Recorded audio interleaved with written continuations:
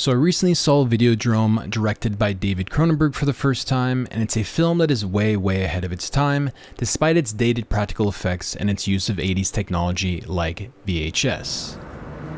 Oh my God! It's one of the most conceptually disturbing films that I have seen, and apparently it was even banned in a number of countries at the time. It does act as a prediction and warning with the direction society has headed with technology and screen addiction. The television screen has become the retina of the mind's eye.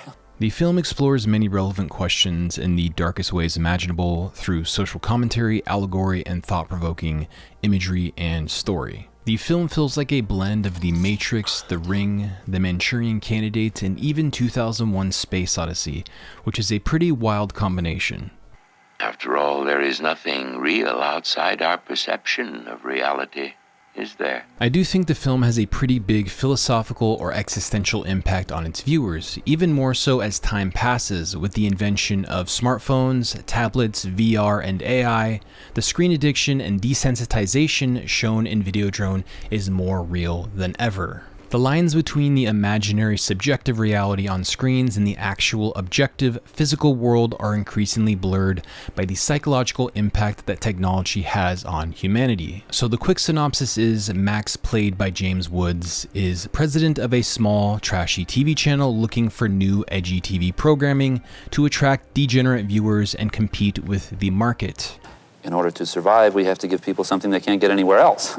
He taps into a signal of a show being broadcasted called Videodrome, showing torture videos which he thinks are actors. Of course, they're not, and he wants to use this show for his own channel. After being exposed to and watching the terrible program himself, he begins having violent and disturbing hallucinations where the lines of reality and the television screen begin to blur. He descends into a sort of transhuman dystopian hellscape as he uncovers how and why Videodrome is happening. His girlfriend, played by Blondie's Deborah Harry, also gets drawn into Videodrome, or perhaps she was part of Max's hallucination the entire time. It's all made to be very ambiguous, and I'll discuss the details of that later in the video. He encounters Brian Oblivion through his daughter and learns that Videodrome is a sort of technological signal that induces a physiological change in the flesh and the brain, inducing a tumor that causes hallucinations and the blending of television and reality.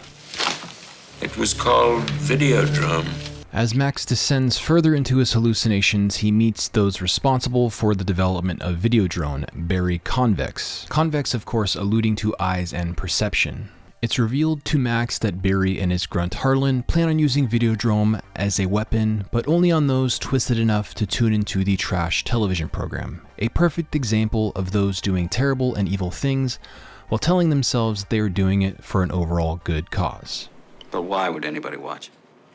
Why would anybody watch a scum show like Videodrome? The means justifying the ends, the typical excuse for those who do evil. Max progresses deeper into Videodrome, which allows Max to be turned into a programmed mind control assassin for Barry Convex, which seems to be the ultimate goal of Videodrome, to create mind control victims. This device is used to help complete the mind control programming and does look eerily reminiscent of VR headsets of today. When we look around at the effects of social media and most of humanity perpetually staring into smartphones and screens, we can see a major impact in the real world. Of course, Oblivion is not the name I was born with. That's my television name. Soon, all of us will have special names. Names designed to cause the cathode ray tube to resonate. It's as if this acted as a prediction for usernames and avatars, or even potentially pronouns in people's bios, right? I have a question for the viewer. If smartphones, the internet, and computers never existed at all, would the use of subjectively selected pronouns and infinitely made-up gender identities even exist at all? There wouldn't even be a place for people to broadcast them or get that idea in the first place. Humanity for thousands of years never even gave such things a second thought. He, him, she, her were merely objective observations of one person perceiving another, not something selected. These people say and claim that gender is a social construct, something that they heard on social media, an actual social construct. Ironic. Through the screen, any game character can be selected or crafted. The world of the screen can be entirely subjective. It's the greatest thing that's ever happened to me. Am I coming in clear? Videodrome can act as an extremely dark allegory or metaphor for the technological hallucination, having an effect and blending with the real world. The youth now grow up in a world where their social media profiles and what they present to the world is more real than their real life interactions and relationships. The war on so-called social constructs. Most people now get their worldviews and belief systems formed via the entertainment media they are exposed to via the perpetual screen. A lot of entertainment is laced in order to influence people's perceptions on a subconscious level, like a hidden frequency or signal, right? Kind of like Videodrome. And on top of all of this, there are algorithms crafting what people do or do not see on their screens that their minds live on, telling them what is and isn't reality, filtered through the lens of the screen. The battle for the mind of North America will be fought in the video arena. The potential for mind and reality control is higher than ever before in the modern world. Is the woke mind virus an example or a metaphor of Videodrome in real life? A group that operates via a hive mind, their firmware updates can change at any given moment, and they repeat whatever buzzwords or phrases that is installed into their NPC mindless lexicon, programmed to go after whoever is labeled as their enemy.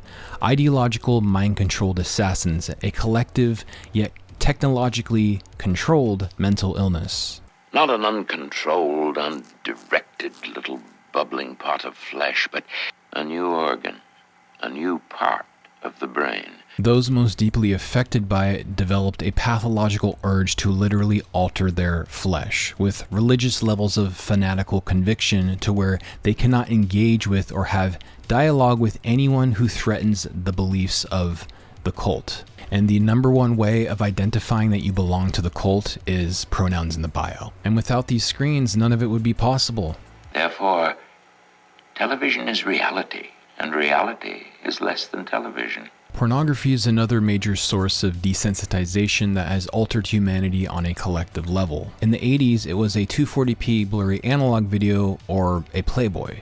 Now it's a 4K direct stream of the most graphic things imaginable via this mini computer that kids can have in their pocket, even at school.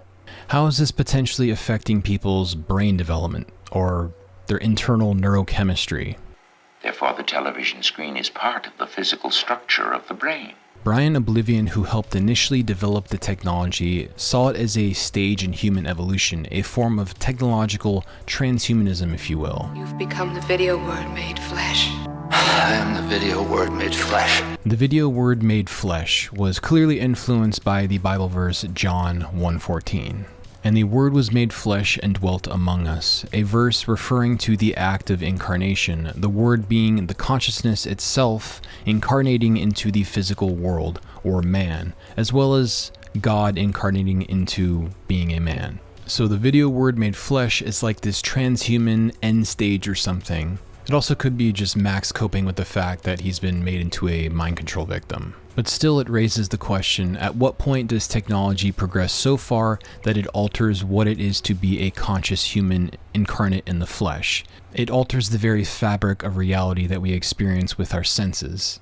A world of instantaneous manifestation of thoughts or ideas made real through hallucination we call technological reality. Granting humans literal godlike power and influence over their and others' reality is incredibly dangerous, or can be incredibly dangerous. Technology itself was developed in a sense to cope with human limitations and human mortality, but what is the absolute upper limits of that? On a philosophical level, that's perhaps why Videodrome depends on visually watching an extreme and violent death. This desensitization to human mortality and life itself, allowing for complete disassociation from human reality and objective reality. It's actually very allegorically similar to the first season of Westworld in a way, where Dolores and the host would just be tortured to the point of becoming conscious and freeing themselves from that trap of the cycle of birth and death, and the man in black representing that process. So back to the question, was Max's girlfriend a hallucination the entire time, as she only appears immediately after Max has watched Videodrome? I do think it's made to be intentionally ambiguous. Was she a victim that he saw in Videodrome initially and they used her image to seduce him further into Videodrome? Or was she a victim alongside him when she watched Videodrome herself and then sought out appearing in the program because of her twisted sexual appetite, given she already had self-harm on her shoulder? I think leaving it to be ambiguous is part of the brilliance of the film, never really allowing the viewer to know what is real and what is not. This isn't real. What is real? Only a few films that I've seen really scare the hell out of me in a deep existential way, and this is definitely a major one, along with Event Horizon, which is another breakdown that you can check out here. Not sure why I'm so drawn to this type of thing in film, but I am. Anyways, I think that about covers it. Thanks for watching. Please like, share, subscribe, comment below. Thank you very much, and bye.